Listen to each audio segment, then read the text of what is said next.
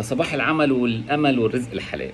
الناس اللي فرحانه ان شوبير قعد في البيت وان المتحده مشيته وان سبورت مشيته وخلاص كده هو قاعد في البيت والاعلام يتطهر وتحيا مصر والله عليك يا مصر وهنطهرهم واحد ورا التاني. والهيصه اللي شغاله بقالها كام ساعه على النت ديت. انتوا كلكم بلح، من اول اكبر اعلامي فرحان وزايط لحد اصغر واحد كلكم بلح. ليه؟ انا مش بدافع عن شوبير، بس مش شوبير اللي هيقعد في البيت. مش واحد بيشتغل بقاله يجي 20 30 سنة في التلفزيون والفضائيات وقبل الفضائيات شغال في الإعلام اللي هيقعد في البيت. تمام. مش واحد كان حزب وطني هيقعد في البيت. مش واحد بعلاقاته، مش في مصر بس، يعني ده مش مصر بس، ده في الوطن العربي كله هيقعد في البيت.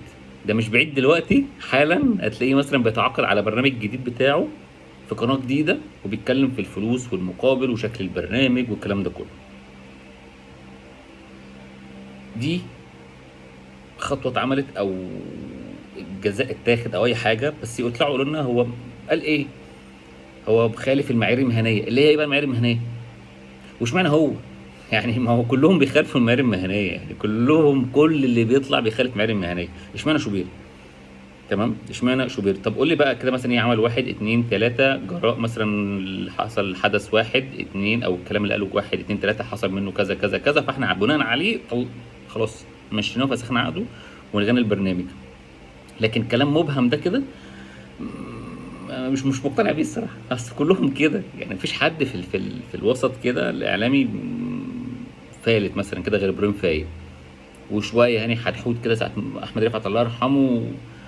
وابراهيم عبد الجواد طلعت امبارح، اللي طلعوا امبارح دي مع على استاد القاهره ورئيس هيئه استاد القاهره والكلام ده كله. لكن في الغالب او الاغلبيه كلهم نفس المنوال. فالناس اللي فرحانه في احمد شوبير ما تفرحوش، كلها شهر شهرين هتلاقيه نازل بمسائل الكرة مع شوبير في اي برنامج تاني وقناه تانيه في صدى البلد.